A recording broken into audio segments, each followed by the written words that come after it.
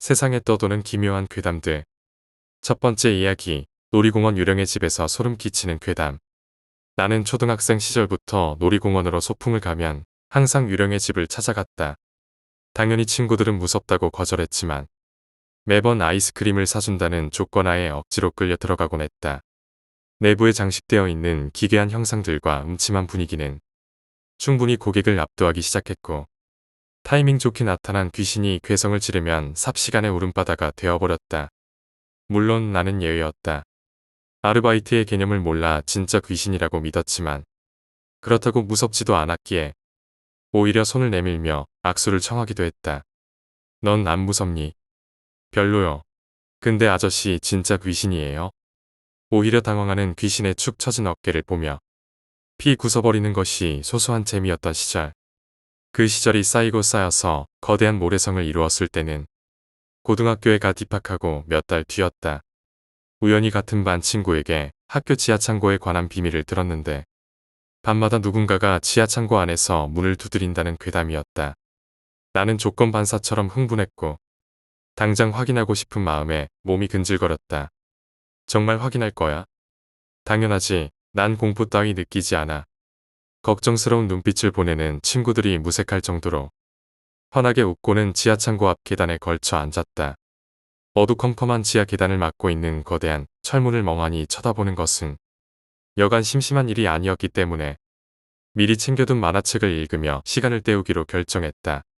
그날 문 두드리는 귀신은 어디서 죽었는지 마지막 권을 다 읽고 내려놓았을 때는 벌써 아침이었다. 그 사건으로 인해 나는 반짝 스타가 되었다. 아마 그때부터 공포를 무시하는 습관을 가졌을 것이다. 매 여름 쏟아지는 공포 영화들은 마치 다큐멘터리 같았고 무섭기로 유명한 게임들은 무표정으로 턱을 괴게 만들었다.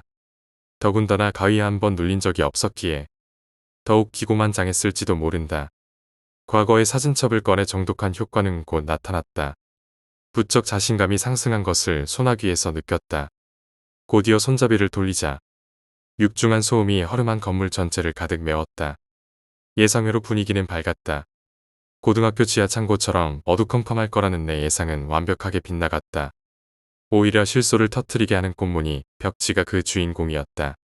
역시나 공포를 팝니다라는 문구가 큼지막하게 박혀 있었다. 남들이 보면 지레 겁부터 먹겠지만 애석하게도 공포라는 단어는 이미 내 안중에 벗어난 지 오래였다.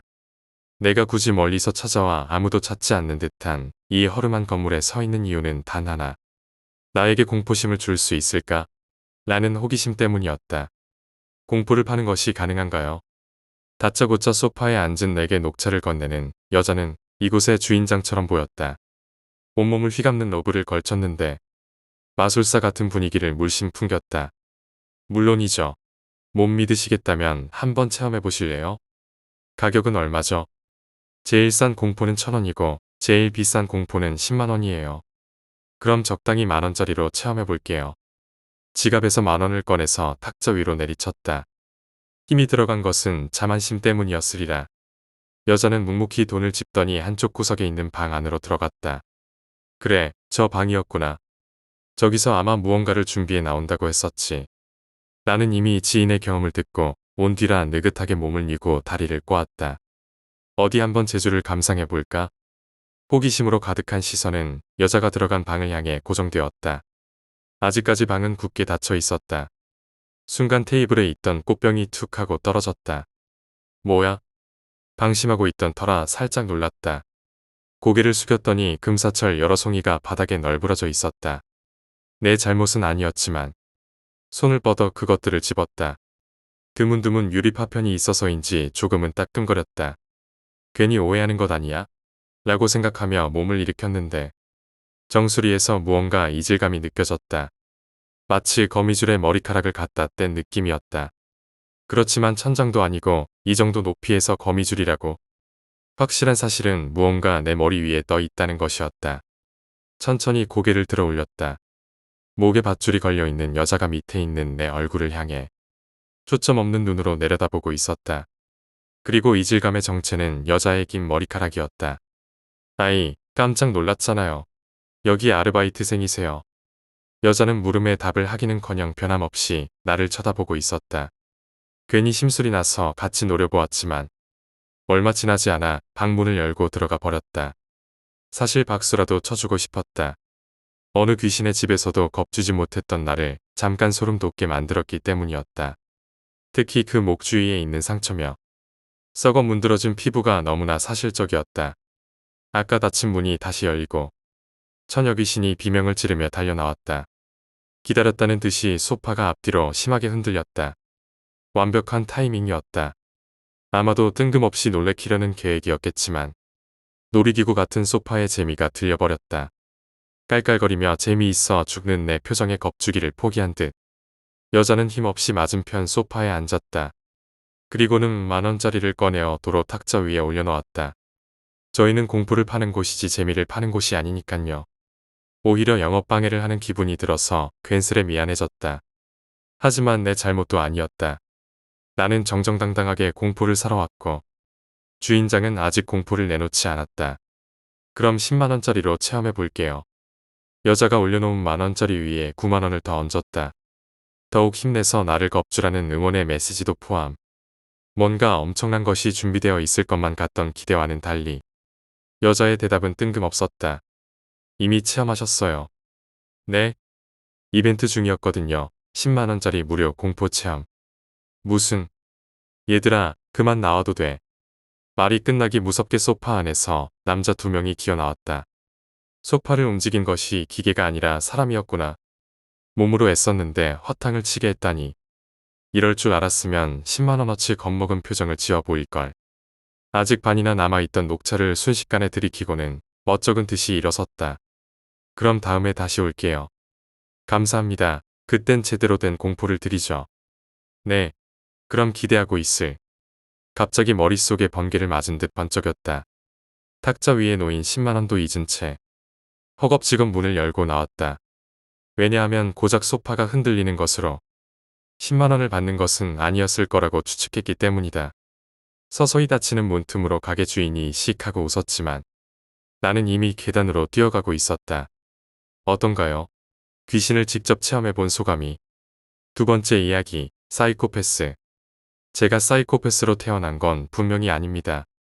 대부분의 사이코패스가 선천적으로 일반인과 다른 뇌구조를 가지고 태어나지만 저는 육체적으로나 정신적으로 어떠한 특이한 문제를 가지고 태어나지 않았습니다.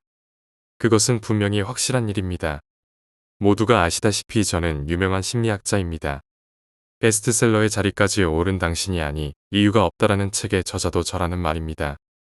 그 책은 분명 당신이 이해 못하는 발칙하고 엽기적인 행위의 주체가 당신이 아니게 될 이유가 없다고 말하고 있습니다. 맞습니다. 그건 제가 여러 모의 실험을 통해 공통적으로 사람들에게 이끌어낸 확실한 결과입니다. 똑같은 자극으로 불특정 다수에게 똑같은 반응을 이끌어낸 제 실험은 상당한 화제를 불러 모은 것을 압니다. 정상적으로 보이던 사람들도 제 실험대 위에서는 똑같은 모습을 보였습니다. 나이, 성별, 직업, 성격과는 관계없이 똑같이 제 실험의 결과도 도출. 즉 발칙하고 엽기적인 행위의 주체가 되었습니다. 아닙니다. 제가 어떻게 신성한 재판장 안에서 그런 짓을 하겠습니까? 존경하는 재판장님 진정하시고 제 이야기를 조금만 더 들어주십시오. 그럼 계속하지요. 결국 제가 평생에 걸쳐 배운 심리학의 한 가지 진리는 그것입니다. 어떤 사람이 어떤 짓을 저지르더라도 심리학적인 측면에서는 해석이 가능한 이야기라는 것입니다. 예컨대 평소 점잖은 신사 하나가 어느 후진 뒷골목 한 구석에서 살인을 저지르고 그 시체를 강간한다는 것도 말입니다. 제 이야기를 끝까지 들어만 주십시오. 그러면 결과에 승복해 항소도 하지 않겠습니다. 그 일이 있기 2달 전 저는 문득 어떤 심리학적 호기심이 생기는 걸 느꼈습니다. 외신을 통해 접한 사건 사고 뉴스를 보고 난 다음이었을까요? 사고를 당해 뇌 반쪽을 잃어버린 남자의 이야기를 들었습니다. 남자는 언어 능력과 인지 능력을 상실했더군요. 그때 제 머릿속에는 그 상황에 연상되는 기발한 화제를 연속적으로 떠올렸습니다. 저는 똑같은 주제를 가지고 다른 실험을 한번 해보고 싶은 충동을 느낀 것입니다. 존경하는 재판장님, 혹시 전쟁증후군이 뭔지 알고 계십니까? 알고 계시겠지만 혹여 모르는 사람이 있을까 말씀드리겠습니다만 전쟁증후군은 불안 증세의 하나로 외상성 스트레스 증후군이 전쟁의 원인이 되어 발현되었다는 것을 의미합니다. 그렇다면 미국 남북전쟁 당시 의사들이 전쟁 증후군을 치료하기 위해 쓰였던 방법은 알고 계실지 모르겠습니다. 계속 말씀드리지요. 그 당시 의사들은 뇌에 대한 해박한 의학 지식을 가지고 있다고 자부했습니다. 뇌의 구조나 기능, 이름까지도 그때에 명명되어 비밀이 서서히 파헤쳐지기 시작했으니까요. 그때 의사들은 지금이라면 상상도 못할 어마어마한 수술을 감행하기 시작했습니다. 전쟁 증후군을 겪고 있는 사람에게 말입니다. 그것은 공포를 주관하는 변연계 뇌의 구조인 편도체의 일부를 잘라내는 충격적인 시술이었습니다. 그때 시술을 받은 건 군인뿐이 아니었습니다. 전쟁에 지친 민간인들은 자처해서 그 시술을 받기를 희망했습니다. 결과가 어떻게 나왔을 것 같습니까? 부작용으로 인한 피해가 나왔을 것 같습니까? 감정이 없는 사람, 사이코패스? 아닙니다. 수술은 거의 성공적이라고 말할 수 있을 만큼 완벽했습니다. 항상 불안해하고 공포에 시달려 불면증을 앓고 있던 환자들은 놀랍도록 호전되어 일상생활을 영위할 수 있었습니다. 감정이 무뎌져 조금 무뚝뚝한 사람이 되긴 하였지만 어쨌든 그만하면 성공적인 수술이 아니겠습니까? 어쨌든 제가 말씀드린 변연계 뇌 제거 시술 결과는 굳이 제가 실험하지 않더라도 여러 심리학자들이 이미 뇌의 반응이 사람의 감정을 결정한다는 것을 밝혀낸 사실이라는 것을 말씀드리고 싶습니다. 그러나 말입니다. 존경하는 재판장님. 앞서 그들이 해보지 못한 심리학적 실험이 문득 떠올랐다면 어떻게 해야 되겠습니까? 그때 떠오르는 머릿속의 의문을 어떻게 풀어야 하겠습니까? TV를 보고 있던 저는 그때 떠올린 기발한 실험 하나가 제 인생을 좌우할 것을 이미 알고 있었습니다. 밤새도록 잠 한숨 못 자고 계속해서 그 실험을 떠올렸습니다. 그때 저는 미쳐 있었던 것입니다. 제가 평생에 걸쳐 이렇게 낸 심리학적인 부문의 발전은 지극히 미미한 것이었습니다. 그러나 그 실험만큼은 고민은 오래가지 않았습니다. 실험 대상은 이미 정해져 있었습니다. 그 여자요? 대체 여태까지 뭘 들으신 겁니까? 그 여자는 부차적인 희생이었을 뿐입니다. 실험의 대상은 저였습니다. 아내도 아이들도 부양할 부모님도 계시지 않은 제게 위험한 짓을 하지 말라고 누가 말렸겠습니까? 절친한 친구, 닥터리, 그는 제 실험을 손수 도운 사람이었습니다. 어쨌든 저는 그렇게 수술대에 올랐습니다. 지금으로서는 이해하기 힘들지만 그때 저는 극심한 갈등에 휘말리고 있었습니다. 한번 수술을 하고 나면 다시는 되돌릴 수 없었으니까요. 실험의 시작은 저를 사이코패스로 만드는 것이었습니다. 많은 사람들에게 알려진 것처럼 사이코패스는 선천적인 유전적 결함으로 확인되었습니다. 태어날 때부터 그들의 뇌 구조는 감정과 이해 감각을 담당하는 전두피질과 측두극에 회색질이 현저히 작게 만들어져 있었습니다. 그들은 감정을 느끼고 싶어도 남들을 이해하고 싶어도 신체 구조상 불가능하다는 것입니다. 그 결함을 후천적으로 만들게 된다면 저는 남북전쟁의 시술자들처럼 뇌의 일부를 잃었습니다. 당신이 아니 이유가 없다는 말은 누구에게나 해당되는 것이었습니다. 어떻게 제가 그리 오만해질 수 있었을까요? 저는 저만은 다를 거라고 생각했던 것일까요? 선천적으로 획득한 감정에 부산물이 남아있을 거라고 생각했던 것일까요? 저는 정상적인 뇌 활동을 영위하면서 사이코패스적 기질을 가지리라 생각했던 것입니다. 그러나 지금 그것은 기억의 잔재로만 남아있습니다. 감정의 동화가 전혀 이루어지지 않은 채로 말입니다. 수술을 받고 난 이후 저는 분노와 충동의 감정을 조절할 수 없게 되었습니다. 그 외에 다른 감정은 느낄 수도 없게 되었습니다. 저는 같은 기억을 가진 완전히 다른 인격체가 되어버린 것입니다. 재판장 위에 올라오지 않은 사실이지만 수술 이후 10명 남짓한 사람을 죽였습니다. 닥터리를 시작으로 성별을 가리지 않고 무차별적인 충동이 떠오를 때마다 어디론가 나가 사람을 죽여왔습니다. 그날 저는 달아오르는 몸을 주체하지 못해 그 골목에서 여자를 덮쳤습니다. 처음부터 죽일 생각은 아니었습니다. 그저 달아오른 몸의 반응에 따라 여자를 원했을 뿐입니다. 여자가 반항하기 시작하자 주체할 수 없는 분노가 터져 나왔습니다. 여자는 단지 괘씸해서 죽여버렸던 것입니다. 그 이후엔 앞서 말한 살인 범죄가 이루어졌습니다. 그러나 제가 만약에 그 수술을 받지 않았더라면 이 사건의 범인이 될 수 있다고 생각하기 힘듭니다. 존경하는 재판장님. 사건은 그 실험의 오류가 만든 결과일 뿐입니다. 제가 아닌 그 어떤 누가 똑같은 수술을 받았더라도 똑같은 일을 했을 것입니다. 그렇다면 스스로를 사이코패스로 만든 사람에게는 과연 어떤 죄를 적용할 수 있을까요? 심리학적 세계의 개척을 위한 어느 심리학자의 열정에 죄를 부과할 수 있는 것일까요? 따라서 심리학적 견해에서 볼 때 이 사건은 정상적이지 않은 몸의 반응, 즉 정신적인 문제의 이유만이 범죄의 원인으로 생각됩니다. 따라서 저는 스스로에게 감금, 감시 조치를 취할 것을 말하는 바이고 무죄를 주장하겠습니다. 이상입니다. 세 번째 이야기, 버스의 귀신. 저희 아버지의 지인분께서는 사업을 하시다가 병을 얻어 사업을 그만두시고 차츰 몸이 회복됨에 따라 놀 수만은 없겠다 싶어서 용돈도 벌고 무료엄도 달랠 겸 버스 기사 일을 하십니다. 올해로 한 10수년을 하신 분이신데 때는 재작년 여름이었습니다. 엄청난 호우로 인해 전국 곳곳이 물난리로 몸살을 앓고 있던 때죠. 그런데 그날따라 무척 더웠다고 합니다.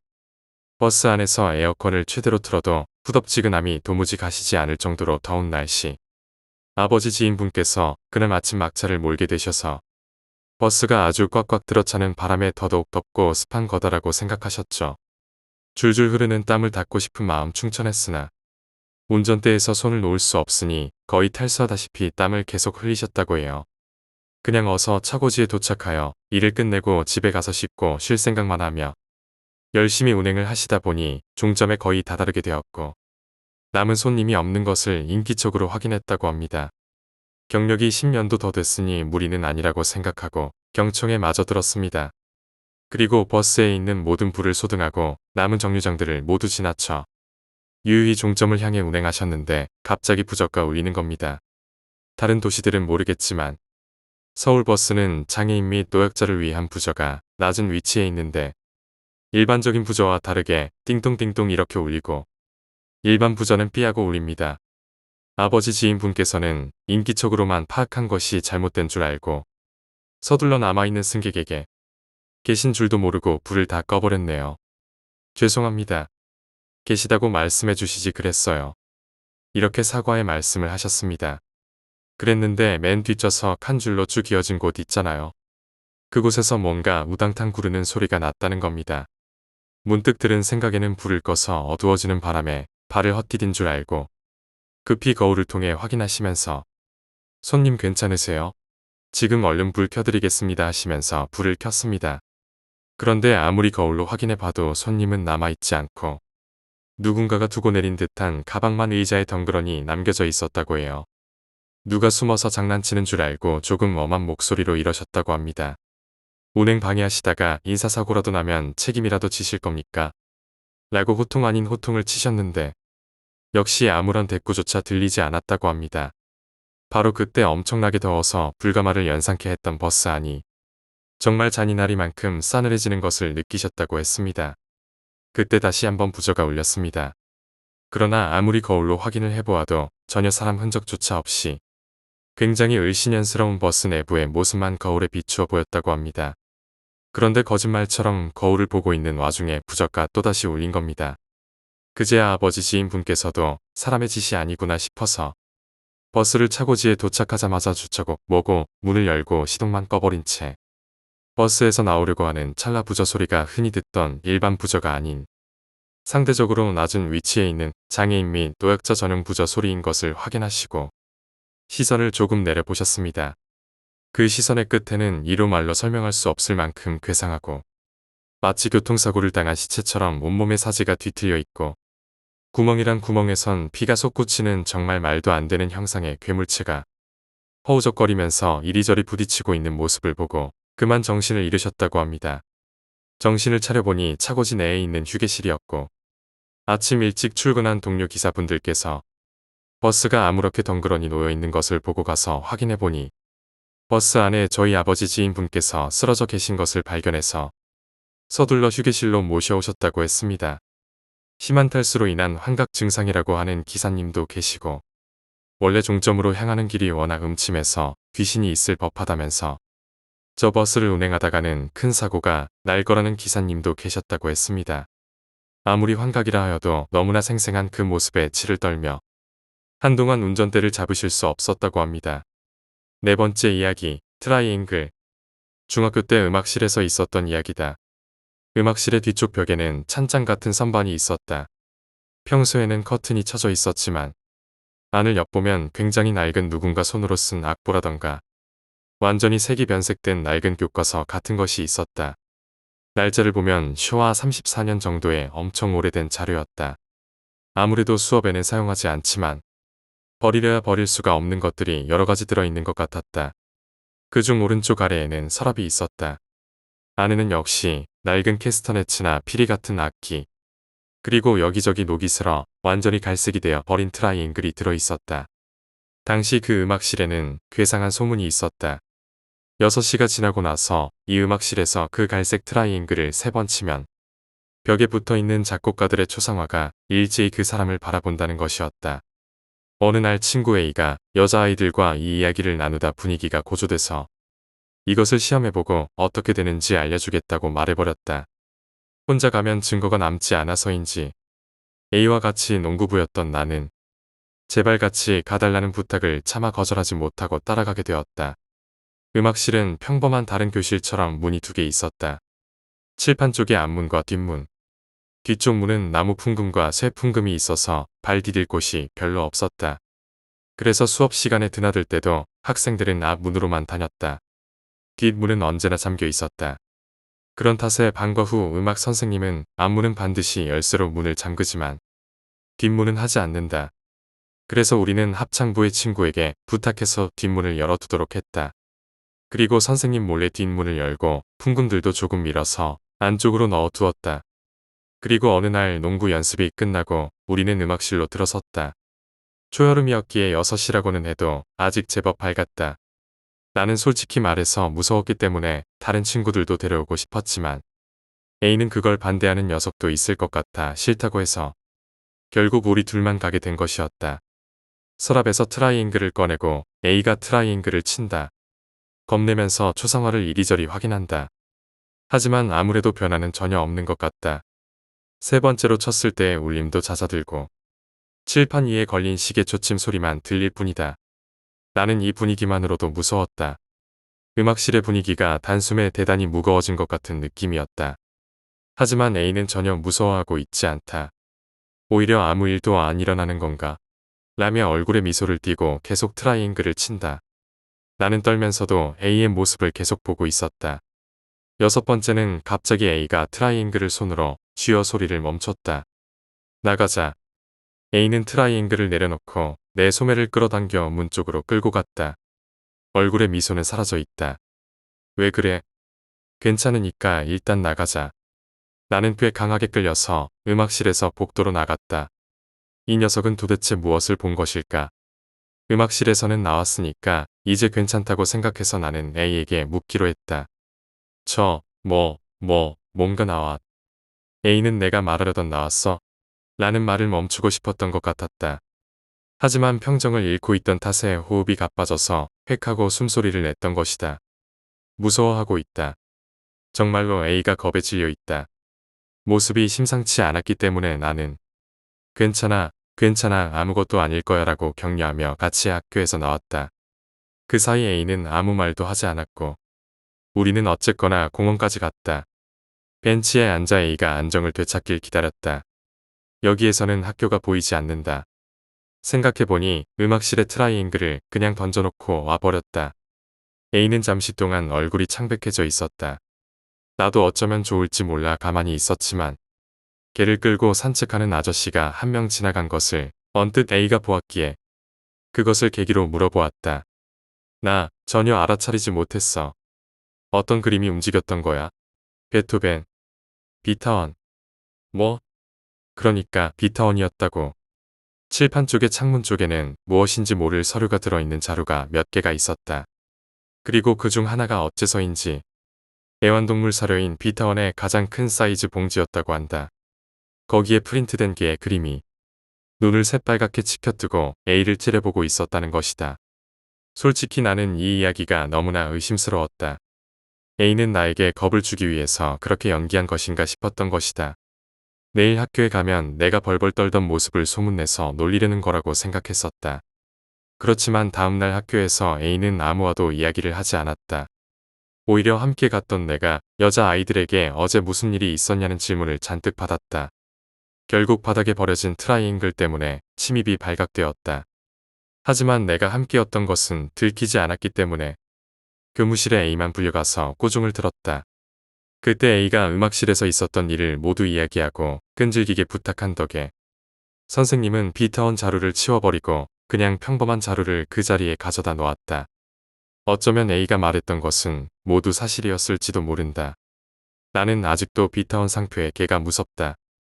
5번째 이야기, 보험왕. 이번 하반기 실적도 황성민 님이 1등이네요. 박수와 환호 소리가 울려 퍼진다. 황성미가 웃으며 한 손을 어깨 위로 올리고 흔들었다. 상패를 받는 손길이 익숙해 보였다. 그리고 항상 그렇듯 다음 차례는 항상 나다. 사람들의 눈길이 자연스레 내게 쏠린다. 2등은 정미손이 미십니다. 축하드립니다. 나는 자리에서 일어나 고개를 숙이며 감사합니다 하고 사람들에게 인사했다. 아까보다는 조금 작은 환호와 박수 소리가 들렸다. 나는 눕는 얼굴로 상패를 받아 흔들었지만 솔직한 심정 같아선 내 손에 쥔 이 상패를 집어던지고 난장판을 버리고 싶었다.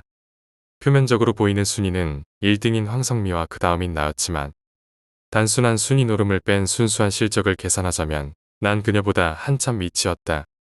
불공평하다는 생각과 인정할 수 없다는 생각이 들었다. 황성미는 특별한 말재주가 있는 것도 사람들에게 쉽게 다가갈 수 있는 친근한 분위기도 없었지만 언제나 그녀는 압도적인 실적차로 보험왕이란 칭호를 따냈다. 첫째를 임신하면서 끊었던 담배가 생각난다. 난 언제나 상하반기 실적 발표가 끝날 때마다 며칠 동안 끄는 담배와 술을 부여잡고 시간을 낭비하곤 했다. 실적 발표와 상패 수여식이 끝나고 사람들이 해산하자 황성미가 내게 다가와 말을 건넸다. 점심때가 되어가네요. 저랑 밖에 나가서 식사라도 하실래요? 나는 항상 그릇듯 끓어오르는 속을 주체하며 애써 웃고 아니요, 괜찮아요. 고객님과 미팅이 있어서요 하며 대답한다. 사실 약속 같은 건 없었다. 그저 황성미와 얼굴을 마주보고 먹는 밥은 어떤 산의 진미든 목구멍 속으로 넘어가질 않았기 때문이었다. 그래요? 뭐, 그러면 다음에 봐요. 그렇지 않다는 건 알고 있지만 언제나 내게 보이는 저 웃음이 날 깔보는 비웃음처럼 느껴진다. 누가 얘기했던가? 가장 비참한 건 내가 라이벌이라고 생각했던 사람이 알고 보니 나 혼자 경쟁심 느끼며 견제해왔던 것을 나 혼자 라이벌이라고 생각했던 걸 알게 되었을 때라고. 언제나 황성민은 그런 비참한 감정을 내게 선사해왔고 그녀에 대한 적개심이 커져갈수록 나 스스로에게 느끼는 환멸감은 더욱 커져만 갔다. 평소대로라면 난 근처 술집에 들어가 혼자 술잔을 기울이고 담배를 피우다 지쳐 집에 들어갔겠지만 오늘은 다르다. 대체 어떤 수로 그녀가 보험왕 이름을 따냈는지 알아내야겠다. 황성민은 37살의 중년이 가까워져 온 주부다. 보통 보험 장사를 하는 아줌마들은 부업주로 보험 판매를 하지만 황성민은 아침부터 늦은 밤까지 고객들을 만나 상담을 해준다. 보험 그런 거 안 든다니까요. 중년 부인의 신경질적인 목소리. 이런 고객은 응대하기가 상당히 까다로운 편이다. 아니요, 일단 제 말을 들어보시면. 황성미의 대답이었다. 베테랑 보험 외판원으로서 평가하자면 황성미의 이 대답은 직무유기급이었다. 말을 들어보긴 뭘 들어봐요. 우리 애들은 튼튼해서 그런 거 걱정 안 해도 된다니까. 자꾸 그러시네. 됐고 나가주세요. 문 안쪽에서 들려오는 발자국 소리가 점점 커진다. 아마 황성미가 쫓겨나고 있는 것 같다. 나는 문에서 얼굴을 떼내고 계단 쪽으로 황급히 내려갔다. 아이들은 한창 뛰놀 때라 병에 걸리지 않아도 불의의 사고나 그런 것에 다칠 수 있잖아요. 저희 아이사랑 보험은 모두 불의의 사고 같은 걸 언급하며 겁주는 방식은 효과가 좋은 편이지만 저런 억센 아줌마 스타일의 고객에겐 오히려 마이너스 결과를 초래할 수 있다. 아니, 이 여자가 초대도 없이 대뜸 찾아와서 무슨 재수없는 소리를 하는 거야. 나가요, 나가. 경찰 부르기 전에. 도어록이 열리는 소리가 들리며 문이 열림과 동시에 황성미가 튀어나왔다. 어떻게든 무마해 보려 아무 말이나 주워 삼키고 있지만 아무런 효과가 없었다. 엄마, 나 학원 다녀올게. 앳된 남자아이 목소리다. 황성미가 다급한 투로 얘기했다. 아이 학원 보내시나 봐요. 똘똘하게 생긴 게 공부도 잘하겠네요. 좋은 선택이었다. 아줌마의 목소리가 한결 더 부드러워졌으니까 그래요. 애가 학원 다니느라 저녁 9시가 되어서 집에 도착하면서도 힘들단 말 한마디를 안 한다니까. 얼마나 자랑스러운지 몰라요. 요즘 치안도 안 좋아서 밤길이 위험한데 조금 불안하지 않으세요? 다시 아줌마의 목소리가 매서워졌다. 너무 빨리 화제를 돌린 게 문제였다. 아, 됐다니까. 나가기나 해요. 이건 제 명함인데 나중에 혹시 생각 바뀌시면 연락 주세요. 황성미가 닫히고 있는 문 틈새에 명함을 던져 넣었다. 저건 좀 화려한 손님인데. 황성미는 목표물을 아이로 바꾼 듯 아이에게 말 걸었다. 예, 아줌마랑 같이 타고 가자. 나는 불이 나게 계단을 통해 내려갔다. 자칫하면 황성미를 놓칠 수도 있겠는데. 닫히는 엘리베이터 문틈으로 여러 얘기가 오갔다. 학원 어디 다니니? 언제 마치니? 아이에게 보험이라도 팔아치우려는 생각인가? 내 다리는 물론 엘리베이터보다 느렸고 7층이나 되는 계단을 내려갔을 때는 저기 멀리에서 아이가 학원 버스를 타는 모습이 보였다. 놓쳤나? 이런 낭패인데. 나는 머릿속으로 곰곰이 생각해봤다. 화술로 보나 눈치로 보나 확실히 황성민은 보험 안감은 아니었다. 검은색 중형차가 주차장에서 빠져나왔다. 황성미의 차였다. 나는 불이 나게 아파트 안으로 들어가 숨었다가 몰고 나온 남편의 차를 타고 황성미의 뒤를 밟았다. 이상했다. 황성미는 학원차의 뒤를 따라다니다 학원 앞에 차를 세우곤 차에서 한 번도 내리지 않았다. 저녁 때가 지나고 있었지만 황성미는 그저 차 안에서 학원 쪽만을 표정 없는 얼굴로 쳐다보고 있었다. 저녁 8시 30분이 되자 학원 문에서 아이들이 우르르 몰려나왔다. 아이들이 차에 타고 출발하자 황성미는 조용히 학원 버스를 따라 차를 몰았다. 나도 차의 시동을 켜고 차를 출발했다. 갑자기 황성미가 방향을 틀었다. 학원 버스는 반대편으로 가고 있었다. 황성미를 따라 차를 몰자 익숙한 건물들이 눈에 띄었다. 낮에 방문했던 그 아파트다. 황성미는 도로가에 차를 세웠고 나는 주차장에 황성미가 보이는 쪽으로 자리를 잡았다. 갑자기 황성미의 차 문이 열렸다. 황성미는 차에서 나와 차 뒤쪽에 트렁크로 다가갔다. 트렁크를 열고 황성미가 꺼낸 건 검은색의 천이었다. 황성미는 테이프도 함께 꺼내더니 차의 앞뒤 번호판에 검은색 천을 붙이고 다시 차에 들어갔다. 대체 어떤 속셈인지 짐작도 되지 않았다. 처음으로 차에서 내려서 한 일이 번호판을 가리는 일이라니. 저편에서 학원버스가 덜컹하는 소리를 내며 왔다. 아파트에서 조금 떨어진 곳에서 차가 멈추더니 아이들이 내려 허리를 숙이고 인사했다. 차는 다시 출발했던 곳으로 되돌아갔고 그 아줌마의 아들이 혼자서 밤길을 걸어가고 있었다. 그때였다. 갑자기 황성미의 차가 움직이기 시작하더니 조그만 아이를 향해 차를 몰았다. 내가 차의 경적을 울리려 했지만 시동을 꺼놨던 걸 깜빡했다. 아이의 몸이 하늘을 날았고 황성미는 차와 함께 골목으로 사라졌다. 순간 고민되었다. 황성미와 차에 치여 쓰러진 아이 중 무엇이 더 중요할지. 머릿속에서 충돌이 일어났다. 나는 나도 모르게 황성미의 일을 더 우선순위로 잡았고 차의 시동을 걸려고 했다. 왜 이렇게 안 돼? 나는 차 문을 열고 뛰쳐나와 황성미가 사라진 골목 쪽으로 뛰어갔다. 골목 안에선 황성미가 번호판을 가린 천을 수거한 뒤 트렁크에 넣고 있었다. 난 살며시 전봇대 뒤로 걸어가 숨었다. 얼만큼이나 기다렸을까? 구조대 차량의 소리가 들리고 낮에 봤던 아줌마의 통곡 소리도 들렸다. 구조대 차량의 사이렌 소리가 들리지 않을 만큼 멀어지자 황성미의 주머니에서 전화벨 소리가 울렸다. 여보세요? 놀라울 만큼 침착한 목소리. 아무 일 없었다는 듯 감정 없는 어투였다. 고객님 보험 가입하신다고요? 잘 생각하셨습니다. 사람 일은 어떻게 되는지 모르는 일이니까요. 네, 그럼 내일 찾아뵙겠습니다. 전화를 하고 있을 때도 미소를 띠고 있었지만 전화를 끄는 지금은 소리만 없다 뿐이지 폭소하는 악마의 얼굴을 본 느낌이다. 거기 누구야? 황성미가 이쪽을 쳐다보며 소리 질렀다. 내가 전봇대 밖으로 나오자 황성미가 놀란 말투로 말했다. 정미소 씨. 내가 몸을 떨며 대답하지 않은 채 그녀를 쳐다보고 있자 황성미가 다시 웃음을 지으며 말했다. 보험 안 드셨었죠? 이제 확실히 알게 되었다. 뛰어난 언변도 사람을 끄는 매력도 없는 그녀가 어떻게 보험왕이 되었는지. 6번째 이야기, 만병통치약. 나는 병원에 있다. 30이 조금 넘는 내 짧은 인생을 마치기 직전이다. 몸은 새파랗게 썩어 들어가고 코는 문드러져 보기 역겹고 잠에서 깰 때마다 손가락 발가락이 하나씩 사라진다. 너무도 억울하다. 처음부터 걸릴 병이었다면 억울하지는 않지. 난 누군가의 원한을 산 적도 없는데 처방도 불가능한 불치병을 앓게 되었다. 그래. 그때가 벌써 6년 전인가.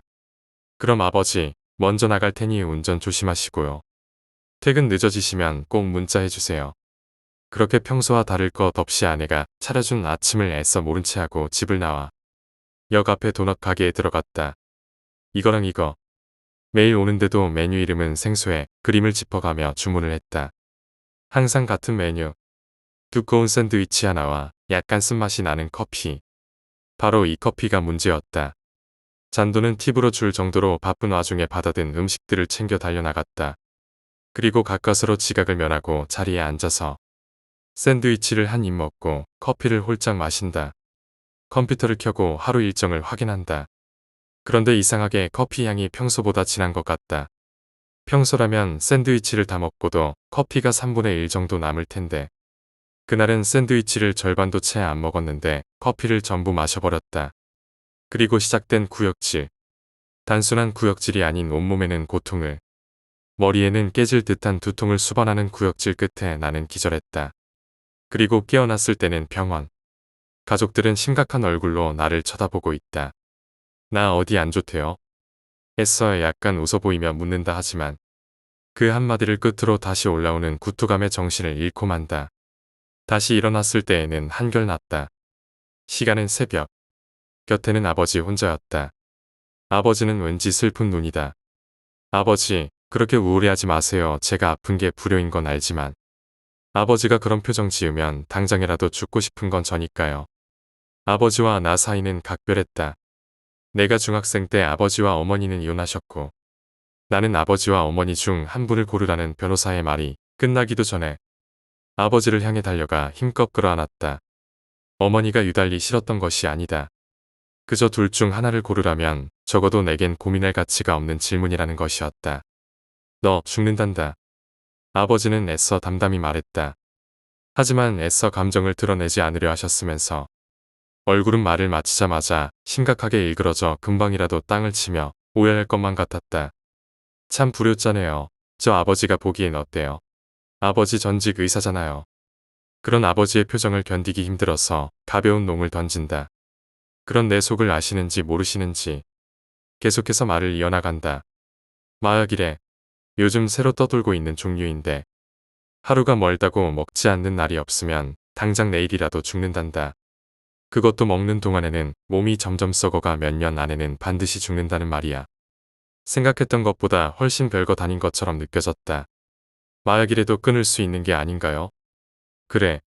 10년 넘게 피워오던 담배도 원래 술은 잘 마시지 않았지만 술 역시도 안 한다고 결심한 즉시 난 그것을 해내고 많은 인내심이 있었다.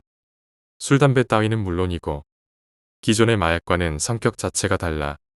어떤 미치광이가 여러 종류를 혼합해서 만든 모양인데 이건 강도 자체가 생명에 직접 영향을 줄 정도라. 이걸 끊느니 목숨을 끊는 게 더 쉽다는 얘기까지 나오고 있어. 약 가격도 가격이지만 도대체 어쩌자고 널 이렇게 힘들게 하는지 아빠는 말이다. 그놈을 절대 용서치 않을 거야. 아빠 말 무슨 뜻인지 알겠지? 물론 알고 있다. 아버지의 절대 용서치 않을 거야의 의미. 남자애 치고 세일러문 안 좋아하는 애가 어디 있었을까? 어렸을 때 바로 와닿던 세일러문의 대사. 정의의 이름으로 널 용서하지 않겠다. 착하게 살면 상이, 나쁘게 살면 벌이 내려지도록 할 거라는 굳은 의지. 아버지는 나를 이렇게 만든 놈을 절대 용서하지 않을 거고 그놈과 싸우겠다는 말이었다. 그리고 며칠 뒤에 난 일상으로 돌아올 수 있었다. 처음 1년간은 그렇게 아파 쓰러졌던 게 이상하리만치 멀쩡했다. 그리고 곧 내가 멀쩡했던 이유가 드러났다. 아버지를 포함한 내 가족들이 내 음식에 몰래 약을 타넣고 있었기 때문이었다. 난생 처음 아버지에게 역정을 내고 금식에 들어갔다. 금식에 들어간 지 16시간째. 나는 구토감과 극심한 고통으로 다시 쓰러지고 말았다. 너무 억울했고 미안했고 나약한 자신이 자신에게 커피를 타준 아르바이트생이, 이 약을 만든 놈이, 또 신이 원망스러웠다. 신은 권선징악이란 말도 모른단 말인가? 평생 한 점 부끄럼 없이 살았다고 말 못하겠지만 누군가의 원한을 살 만한 일은 전혀 없었다. 그런데 마약이라니, 도대체 누가 그런 일을 했단 말인가? 범인과 싸우는 일은 아버지에게 맡겨두고 나는 약과 싸우기로 마음먹었다. 퇴원을 해서는 끊을 수 없다는 사실을 인정하고 악착같이 벌어서 약을 사게 되었다. 하지만 약값은 언제나 부족했고 아버지는 묵묵히 계속 늘어나는 내 필요량만큼의 약을 구해주셨다. 3년째. 이제 6시간마다 약을 먹지 않으면 어지럽다. 약의 필요량이 1년째보다 4배가 되었고 정신도 막지 못해 회사도 그만뒀다. 4년째. 페인이라는 단어는 나를 수식하기 위해 생겨난 단어리라. 이제는 그저 약으로 연명한다는 느낌이다. 약은 점점 더 많이 먹고만 있는데 몸 안쪽이 불같은 느낌은 지워지지가 않는다. 5년째. 약을 줄여도 되겠다. 몸이 많이 썩어서 그런지 약이 그렇게 필요하지는 않다. 6년째. 이제 약을 먹어도 극심한 고통이 뒤따르고 하루의 제정신인 시간이 3, 4시간으로 줄었다. 그나마도 안 먹으면 당장에 죽어도 이상하지 않단다. 이놈의 약과 싸우는 6년간. 아버지는 다른 놈과 싸우고 계셨을까? 가족들에게 사랑한다는 말을 하고 싶은데, 먼저 가서 미안하다는 말을 전하고 싶은데, 매번 차려준 아침 모른 채에서 미안하다는 사과를 하고 싶은데, 압이 없는 놈으로 만들어 미안하다는 말을 꼭 해줘야겠는데, 몸이 움직이질 않는다. 극심한 고통 속에서 잠들었을 때, 다음이 마지막이란 것을 짐작하며 눈을 감는다. 눈을 떴을 때, 옆에는 아버지를 제외한 내 가족들. 아내는 물론이요, 10살 난 아들 놈까지 표정이 복잡하다. 아버님이셨어요. 한참을 지나고야 입을 연 아내의 말은 뜬금없고도 엉뚱한 말이었다. 무슨 소리야? 없는 힘을 겨우겨우 개미 소리로 묻는다. 약을 만든 사람도, 유통한 사람도, 당신에게 그 약을 맨 처음 먹인 사람도 모두 아버님이셨어요. 그래, 그랬구나. 다행이다. 그런 말이 나와요. 다행이라니요. 아버님은 미치셨어요. 그동안에 분명 쉴 새 없이 욕지거리를 하는 아내. 그래, 아내는 이해 못하겠지. 아버지가 날 죽이려 했다면 필시 그만한 이유가 있었을 터. 만약 아버지가 사약을 먹으라고 했어도 난 그렇게 했을 거야. 이해가 되지 않는 건 지금 아버지가 어디에 있냐는 거야. 그 마음속 물음의 대답이라도 하듯 아내 뒤로 보이는 TV에서는 신종 마약을 개발해 유통한 70대 전직 의사가 체포되어 연행되고 있었다. 마지막 정도는 보고 가셨어야죠. 6년간 저를 속이신 것보다 지금 곁에 없으신 게 원망스럽습니다. 그렇게 눈을 감는다. 1달 후 병원의 옥상에서 의사들이 대화를 나눈다. 그 환자 분명히 6년 살았지. 제법 나이가 있어 보이는 남자는 즐거운 듯 물었다. 그랬지. 어떻게 그럴 수 있었는지. 보통은 비싼 치료 약값보다도 극심한 고통 때문에 요절해 버리는 병인데 맨 처음 건강검진 결과를 보내드릴 때 분명 2주라고 적어 보냈는데 쪽팔리게 됐지 뭐야. 그거 선배가 아니라 누가 보냈어도 그랬었을 거예요. 저는 일주일로 고치라고 말하고 싶었는걸요. 몸이 안쪽에서부터 썩어갔을 텐데 어떻게 버틴 건지. 그저 정신이 강하단 말 말고는. 두 남자는 계속 이야기를 나눈다. 우편함을 열어본다. 며칠 전 가족들의 건강검진 결과가 나온 모양이다. 무거운 신음이 터져 나온다. 마음이 좋지 않다.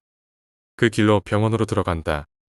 이미 사표를 냈지만 근 25년을 근무한 그였기에 동료 의사들에게 부탁해서 병원 출입을 허가받을 수 있었다. 사흘 밤낮을 꼬박 세워 약을 하나 만들었다. 기존의 가장 강한 마약들을 조금씩 섞고 강력한 진통제와 몇몇 실험 중인 약품들을 섞어 만든 약인데 다른 건 몰라도 진통의 효과는 세상 무엇보다도 강하리라 생각했다. 하지만 고통을 없애는 약이 아닌 잊게 하는 약, 몸을 치료하는 약이 아닌 썩어도 모르게 하는 약, 언젠가는 죽음을 겪을 터였다. 그런 것은 문제가 되지 않는다. 지금 아들을 살려내는 건 나니까. 아들이 매일 들르는 가게의 아르바이트생에게 현금 100만 원과 함께 약을 먹여달라고 부탁을 한다. 1년째. 아들이 나았다. 동료 의사들에게 아들의 병에 대한 건 철저히 숨겨달라고 부탁했다. 2년째. 아들이 난생 처음 화를 내었다. 너무도 감격스럽고도 원통했다. 3년째. 재료비가 부족하다. 정말 그러고 싶지는 않았으나 약을 팔기 시작했다. 4년째. 약을 팔기가 어려워졌다. 재료비는 사채를 끌어다 충당하고 있다. 5년째. 거의 모든 관계자가 감옥에 들어갔고 계속되는 수사 중에도 약이 필요한 나로서는 걸리지 않을 방도가 없었다. 6년째.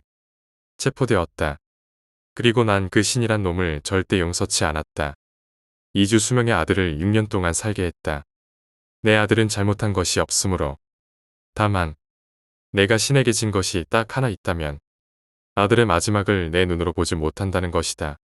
지난 6년간의 세월간 평생을 일구었던 가정은 한순간에 와해되었고 모아둔 재산은 먼지가 되어 사라지고 빚은 아들에 대한 사랑만큼 늘어버렸다.